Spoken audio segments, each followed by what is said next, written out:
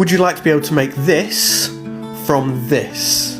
Well, welcome to part 1 of this craft resin video on how to. To dry out the flowers, I'm going to submerge them in a silica sand for the amount of time described in the instructions on the product.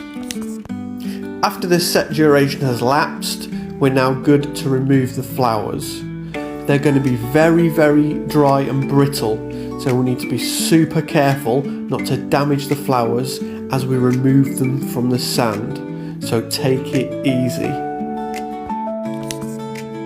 First thing I did was set out the flowers in a dry fit method in multiple different locations till I got a style that I liked. I then removed the flowers from the mould and poured in about 5mm of 1:1 craft resin as a base. I then put the flowers back in my pre-designed arrangement. Once I was happy with how this looked, I then poured my leftover resin over the flowers to set.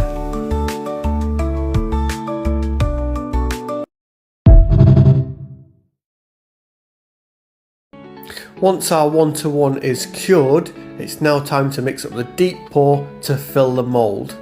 Now remembering this is mixed at a 2:1 ratio by volume and not weight. You're then going to stir for around 3 to 5 minutes.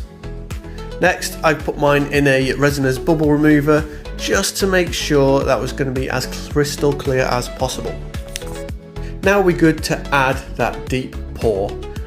When we do this, we need to make sure that we're getting that resin into all the little nooks and crannies around those flowers, especially in between the petals, because we don't want any trapped air to rise later on in the game and cause us issues.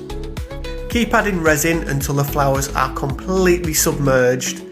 Here I'm using a toothpick to burst all the little bubbles that I can see because they tend to stick down to the flowers.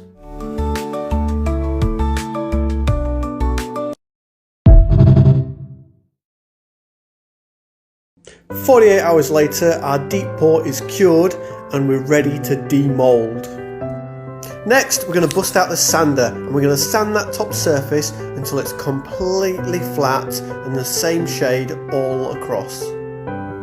Next, a great little tip. I paint the underside with a liquid latex to catch the drips. Moving on to the top coat, we're going to mix up some tabletop 1:1 and get that poured all over. Making sure we have a nice, thick, even layer across the surface.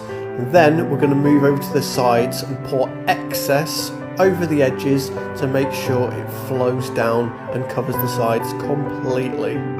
If it hasn't, you can just use your rubber gloved hands to move that around.